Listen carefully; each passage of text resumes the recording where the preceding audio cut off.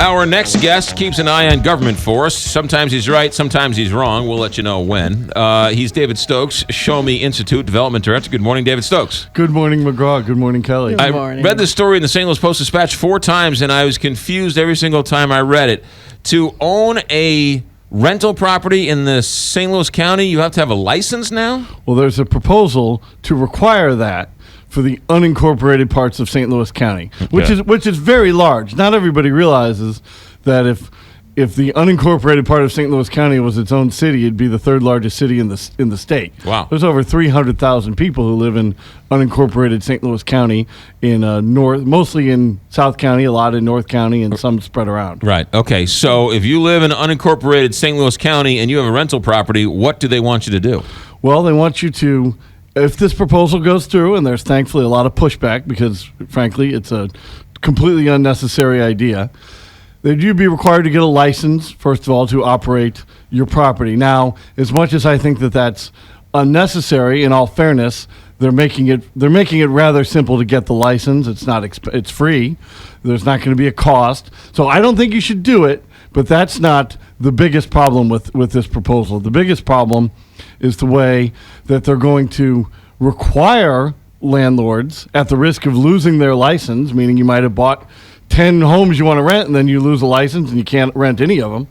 You're going to require owners to evict tenants for criminal offenses.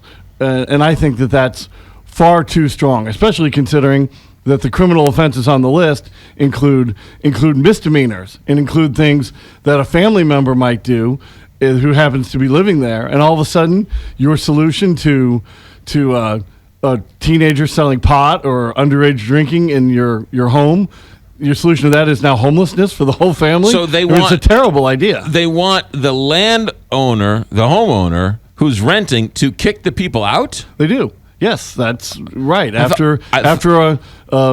It's all set out in the law, which you can read at St. Louis County's website, or you can read all over the web. Right. There's certain convictions, there's certain accusations, rather minor, things like underage drinking, things like marijuana possession, right, and more serious things perhaps, that if somebody in the family is arrested for this, charged with this, I mean, the landlord is going to have to evict the family. There's no discretion in this. Right. You have to evict the whole family, or you'll lose your license to operate a landlord property. I thought if somebody was renting a piece of property and they didn't pay their rent, it took them weeks and months to be able to kick them out because there were all sorts of laws and regulations to sort of protect the person from being tossed out on their ear. But in this situation, you're going to take months to not pay, but 2 days if the kid's drinking and driving?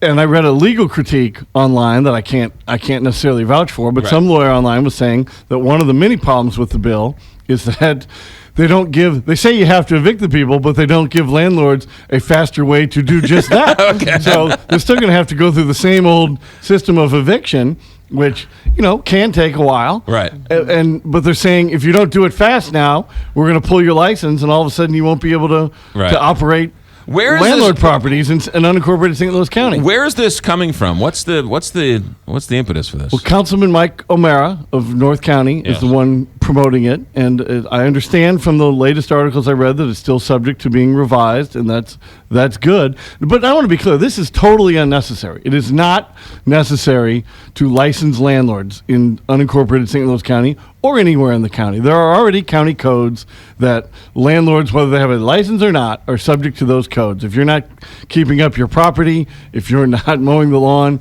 you can be cited for that. I don't think that we should turn landlords, make them have to be police.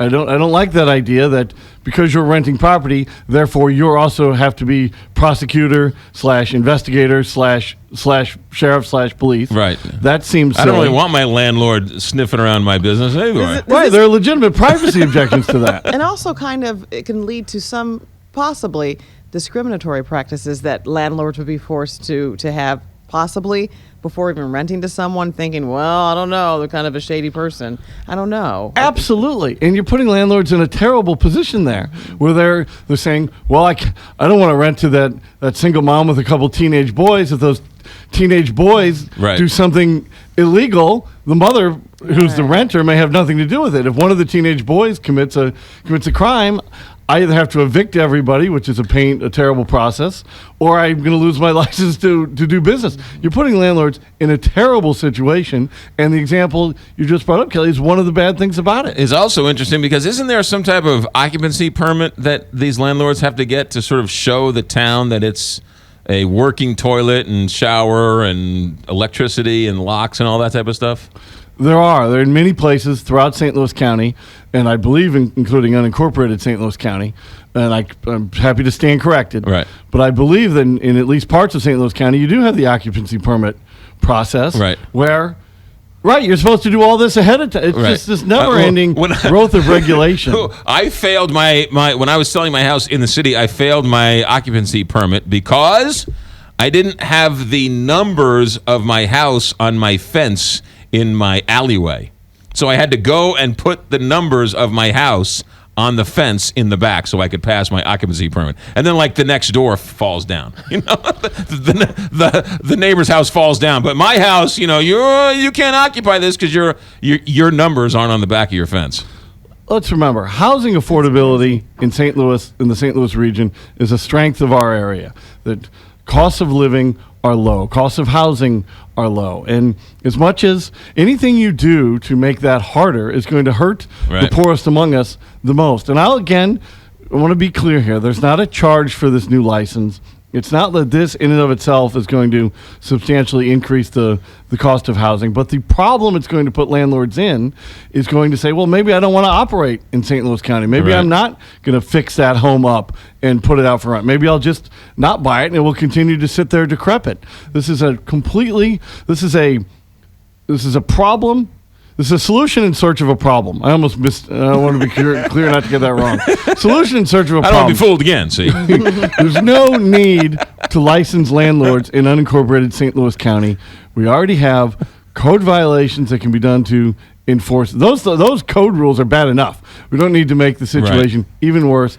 Anything we do to make it harder for the poor in our community to get quality housing is a bad idea. Ladies and gentlemen, that is David Stokes, and that's why he is the development director of the Show Me Institute, and that's why we like him, because today we agree with him. David Stokes, when can we read you? When can we see you? We've got a lot of information, and my colleague Mike Rathbone just put a blog up on this exact subject at showmedaily.org, or at showmeinstitute.org, excuse me. We merged the sites. And finally, we're having a lecture as part of our speaker series with St. Louis University on October 14th. We're bringing in John Tamney from Forbes and RealClearMarkets.org to give a talk at St. Louis University. All the information is at showmeinstitute.org, again in the evening on October 14th. And how much is this going to cost everybody? It is free and open to the public. Free and open to the public. How about that? Another great resource. Thanks for coming in, buddy. Thanks, McGraw. Thanks, Kelly. 8:45. Traffic weather straight ahead. Big 550 KTRS.